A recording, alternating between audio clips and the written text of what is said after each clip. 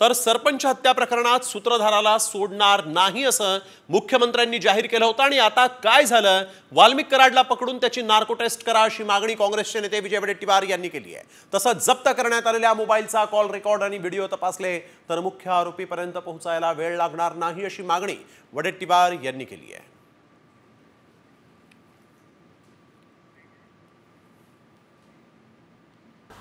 मुख्यमंत्र्यांनी सांगितलं, सभागृहामध्ये सांगितलं, मकोका लावू, सूत्रधार सोडणार नाही, कोणी बाहेर म्हणजे कोणालाच सोडणार नाही वगैरे फार वल्गना झाले सभागृहामध्ये।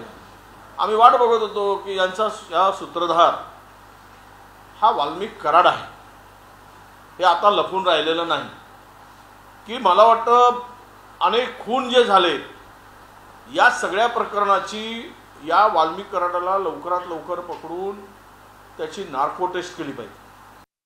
इतकं भयानक आहे ते। मी आपल्याला सांगतो, या दोनच मोबाईलने, या दोन मोबाईलची निपक्ष जर पूर्ण कॉल रेकॉर्ड व्हिडिओ सगळे तपासले, त्यातून झालेला मोठ्या बड्या माणसाशी झालेला संवाद हे सगळं तपासलं की मुख्य आरोपीपर्यंत पोचायला पोलिसांना वेळ लागणार नाही।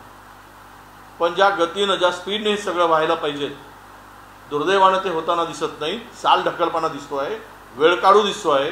एवढा मोठा मोर्चा झाल्यानंतरही सरकार खळबळून जागा होईल अशी अपेक्षा होती, पण सरकार हातावर हात ठेवून बसलेलं आहे, याचं दुःख वाटतोय।